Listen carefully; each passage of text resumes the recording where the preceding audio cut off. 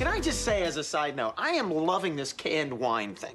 I think it's brilliant. Right? I mean, I'm active, I'm gesturing with my hands, and I don't feel restricted. I mean, if I was holding a wine glass right now, I'd be spilling wine all over the goddamn place. Yeah. Yes. Welcome back, everyone, to the Business of Booze, right here on Cheddar Business. All right, well, it turns out the gang from Always Sunny in Philadelphia was ahead of the curve when it comes to canned wine. According to Nielsen, canned wine sales jumping 69% last year in 2018 to more than $69 million, and that is up from just $2 million in 2012. Wow, such a huge trend happening. So joining us now, Angela Allison, CEO and co-founder of Wine Society. Angela, great to have you here. You guys over at Wine Society, you just won the highest rating for canned wine ever at the 2019 International Wine and Spirits Competition. So how did you manage to move this product beyond just being a joke like we saw in It's Always Sunny? Sure. Yes, thank you. We're so excited for the recognition, of course. And it just proves our mission is to bring great wine to households across America in a convenient package where they can enjoy anytime, anywhere. And this award just really helps with that, with customer education and allowing our product to kind of really, appeal to consumers and let them know that great wine can come in a can. So we're one of the few companies that focuses on premium wine, and we're really focused on making sure that we allow our consumers to know that. So this reward really helps. Angela, what do you think is behind now the momentum, right? I mean, the fever pitch in some ways that we've seen in the popularity for canned wine. Yeah, it's people want something that they can enjoy anytime, anywhere, and people are going on boating cruises and taking it to the beach. I was just at a golfing event, and it was perfect. They don't allow golf on the cans on the field, so they want options that are easy, a little bit more economical and eco-friendly. And people are really adapting to that. And it's starting more so on the coastal areas, on the West Coast and East Coast. And that'll eventually, you'll see that kind of move through to kind of the Midwest as well. Angela, I'm sure you get this question a lot. A lot of us are accustomed to wine traditionally being in a giant bottle. That's always how they are like, oh, it'll sit for years and years and years. It'll be great. Does being in a can taste different for that can of wine rather than what we had accustomed to being in a bottle? Yeah, so there will always be a market for bottles, of course, where you want that bottle to last, years, and you open it for a wedding. So there's always going to be the cellaring opportunities. But for canned wine, there's a special lining on the inside. It doesn't affect the taste at all. So you can enjoy great wine anytime. And with the cans, it just allows more kind of ready to drink now wine. Our wines aren't meant to age for years. They're not, your typical, wines that you keep in your cellar for 40 years down the road. Ours are ready to drink now, and that's typical with the canned wines. They're meant to be used, Baker. Right, yes. Yeah, don't put this on the shelf, you're drinking this thing. Angela, our viewers watching at home probably realize that you offer a subscription offering, right? Like based in this box that they're probably seeing on their screen. Talk to us about your subscription plans, what's in store, and what you currently offer.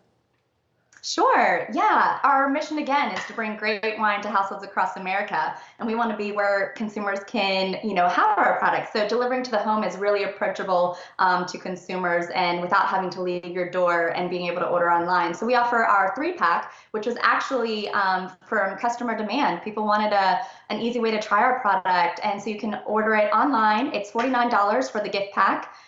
It's perfect for the gifting season. We have a great little gift box with a sleeve that goes over it, no wrapping required.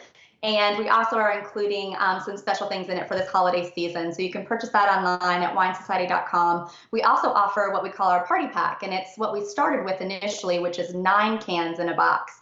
And that is perfect for whether you want to stock up your wine cooler, have friends coming over, and just want to have that great wine on hand all the time. It's kind of like your go-to wine. And that's available online for $99. So our price points are really great in between kind of those two brackets, depending on what you would like. And it arrives straight to your doorstep, ready to enjoy. Angela, I can also imagine the environmentally conscious consumer would be really into canned wine as well. Do you think that plays a role?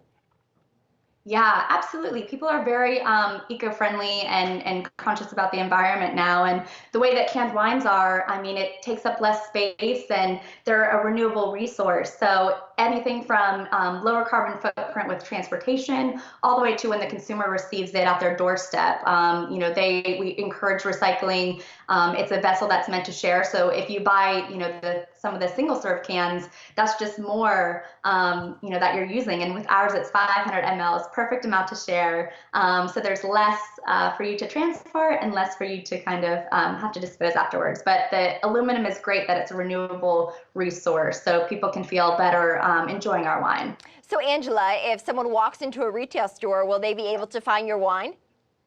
Absolutely. So we're focused right now in California. So you can find us in the Vons Albertsons pavilions, also BevMo. We're in Texas in the H-E-B stores, and we're in Ohio in Kroger retailers, and also throughout all of those states, we're also in some on-prem locations as well, bars and restaurants, so you can enjoy us there. Well, we're totally into it, Angela. Thank you so much for joining us. Angela Allison, she's the CEO and co-founder over at Wine Society. Good to see you, Angela. Yep. Thank you. All right, well, we just spoke to Boston Beer Company earlier in the show about its partnership with the NHL, but it's not the only company getting in on the sports game. Bon and Vive recently announcing a partnership with the NFL to become its official hard seltzer. And we spoke with Chelsea Phillips, Vice President at Anheuser-Busch, the subsidiary there, Beyond Beer Brands, about the new deal. Take a listen. NFL is a really good opportunity for us to take what was the summer of seltzer and carry it into fall for more drinking occasions where light and refreshing beverages like Bon and Viv play a really significant role in the consumer experience. It's really fun for us too because NFL obviously has a very wide consumer base. 50% of Americans have yet to discover products like Bon and Viv Spiked Seltzer, so we're ready to introduce them to it through NFL as a platform. All right, so Chelsea, what's this partnership with the NFL going to entail? Is it going to be in all of the stadiums across the country? Give us some insight into that. Yeah, so you can get Bon and Viv in 27 of the stadiums throughout the country. We're also running advertising during NFL games, as well as digital and social platform partnerships. What is your branding, your marketing, your pitch to differentiate yourselves from the other spiked seltzers out there, like a White Claw, for example? What is the mission of Bon and Viv?